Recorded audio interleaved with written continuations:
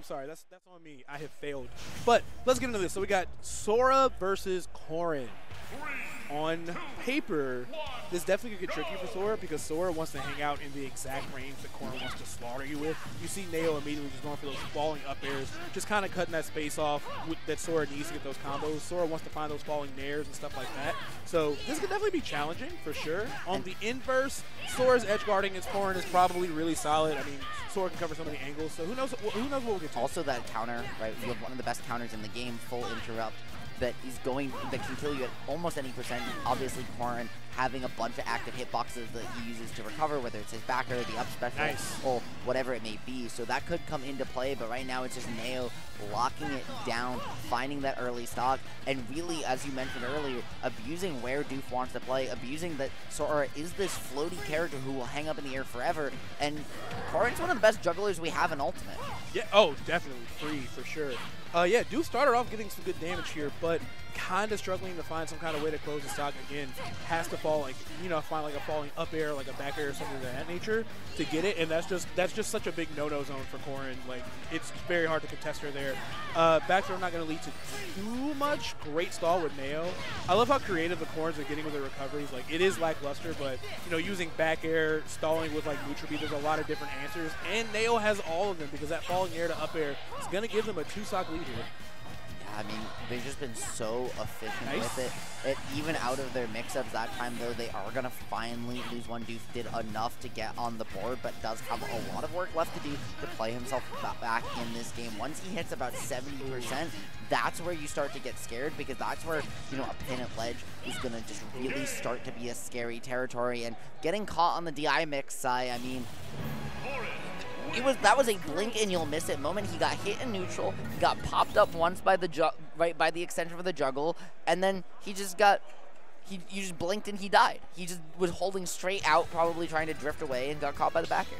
Mama, that was rough. Yeah, that last stock.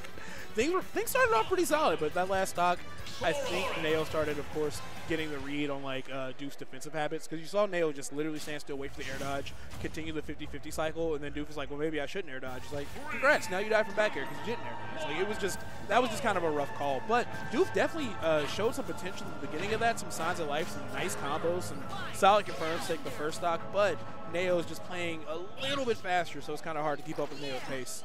And Nao now, you know, as well, right, having this center platform of sorry, I almost called it Smashville, Hollow Bastion, also known as Smashville Jr., right, to work with. And this is such a potentially polar stage in this matchup, because both these characters are so good at juggling. This one of the best stages for jugglers. Those extensions, right, the way it lanes your landing naturally with the platform is so good. And there, right, you're forced to go low. Oh, and Neo just lining up the F smash. Yeah, honestly, literally perfect spacing on that. I like the idea to start going for those side Bs. You know, you have a little bit of a different angle to kind of test those aerials from. But God, Nao just so good at racking up that damage and punishing Doof at the ledge in, like, kind of awkward positions. His ability to find the pin two-frame every time, too, recognizing that people are playing around it, right, and are going to mix up their timing and just call them out over and over again is just absurd. Neo, what the heck are you doing? So I think the biggest thing here is not only is the ledge getting completely shut down from these pins or these F smashes, but every time that Doof jumps, and it's Sora, so again, one of those characters where you're pretty encouraged to jump from the ledge because everything else is very underwhelming. Nao just gets that perfectly spaced neutrally and gets a confirm for it. So yeah, I don't know what Doof is going to start to do. I like the attempt throwing those thunders out there, trying to cut off some airspace, but yeah, this is just, I feel like Nao is just taking these stocks in like 3 interactions maximum at this point. Yeah, I mean, Nao has been about as efficient as Corrin can possibly be, right? This is what happens when you watch a how-to guide on how to play Corrin.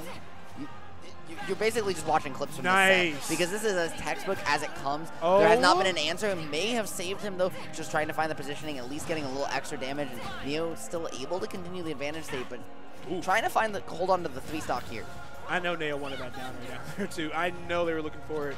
But again, great stall, but great response from Doof, being able to just completely counter that recovery. I don't think there's a whole lot Corrin can do as long as Doof is patient in that position, but Nail just gonna find the pin, catching those 2 frames. I don't really know what Sora does about it. He has to grab ledge in such like a slow, floaty way that there isn't really any downside to Nail going for the pin. Even if he doesn't hit the 2 frame, there's still plenty of time to react to what Doof does in that position. So yeah, maybe Doof is gonna have to just switch it up and, goofy as it is, try to recover high or try to recover past the ledge, because he has really gotten locked out of that position. The issue is when you try to recover high against Corrin, you're suddenly a floaty character against one of the best 2 up airs in the game, the other one being, well, on your character. So I think what he needs to do is find a way to bait out pin, right? And find a way to either recover past ledge with up special, maybe use side special as well, to just like bait out some of these swings and find any opportunity to convince Neo to somehow not react to what he's doing. Because as you mentioned, that floatiness, what do? You're just stuck there, and they have all day to do whatever he wants.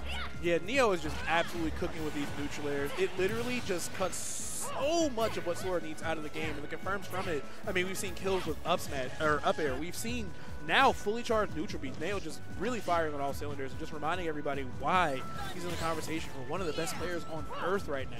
Doof really struggling to find something here.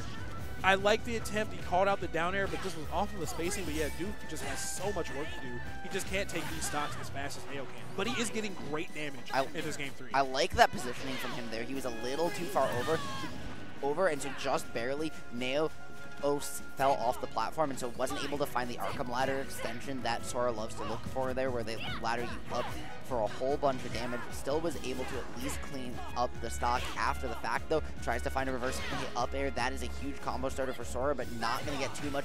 The overextension from Neo on the double jump, though, is going to allow Doof to reset, and him playing in the corner like this, he is fishing for that combo starter. I was just thinking, and I'm glad that Doof did it, that up B from Sora might be a solid option, at least out of shield, or even in those air to exchanges, to try to take some of the pressure away from Nail, because the hitbox on it is pretty generous. It's not like the best move, but it can definitely at least pressure Nail. But Nail, with the double parry, trying to find the neutral B right there, is really just kind of asserting dominance in these matches. And every single time, you know, Doof is under pressure, whether he does air dodge or does not air dodge, Nail always knows what the right punish is. He always knows what the answer to the 50-50 is. I just don't really know what you do about a player that is just so good at just memorizing your defense like that. Yeah, and the coverage has just been immaculate so far. Or from Neo. It feels like everywhere Doof wants to be the 1, the 2. He tried to go for the 3rd, but Doof finally getting out of it. That would have been a Twitter clip to end all Twitter. That would have been that was almost the infinite, which I did not know Corrin had access to there. The infinite, where it's just I am better than you infinite times. Yeah, this has to be a little bit disheartening. But, of course, Doof trying to find something here. Gotta be sure not to jump recklessly. Nail's in perfect position to find an easy kill with either a back air or that pin. And as soon as I say it, right on the soft spot of Sora's little baby head, gonna attack him with that pin there. No hope of survival. Excellent play from Neo. But, yeah, I really just think being outspaced